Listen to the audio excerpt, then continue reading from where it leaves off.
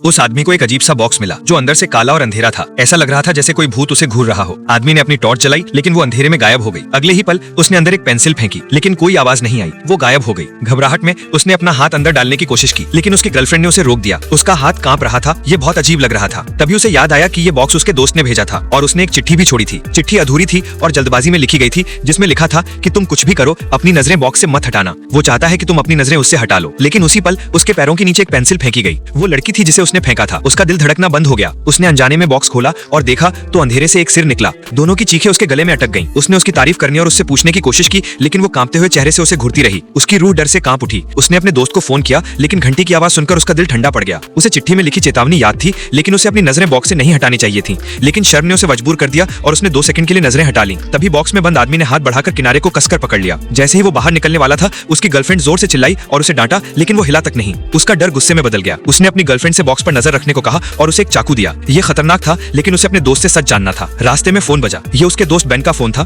तुम कहाँ हो? मैं तुम्हारे पास आ रहा हूँ। नहीं नहीं, तुम्हें बॉक्स पर नजर रखनी होगी। मुझे पता है रेचल नहीं देख रही है। बेन, तुम्हें बॉक्स पर नजर रखनी होगी। जब मैं घर पहुंचा तो अंधेरा और सन्नाटा था। जब मैंने फायरप्लेस की रोशनी से देखा तो बॉक्स गायब था और उसकी गर्लफ्रेंड भी वहाँ नहीं थी। जमीन पर सिर्फ गीला पानी और एक चाकू था जिसका निशान बेसमेंट तक जाता था। उसके पैर कांपने लगे। एक परछाई कोने में हिली फिर गायब हो गई। वो डर के मारे पीछे हट गया। उसने सीढ़ियों पर 4 काली परछाइयां देखी जिनके चेहरों से पानी टपक रहा था। जब उसने पीछे मुड़कर देखा तो उसे बॉक्स दिखा।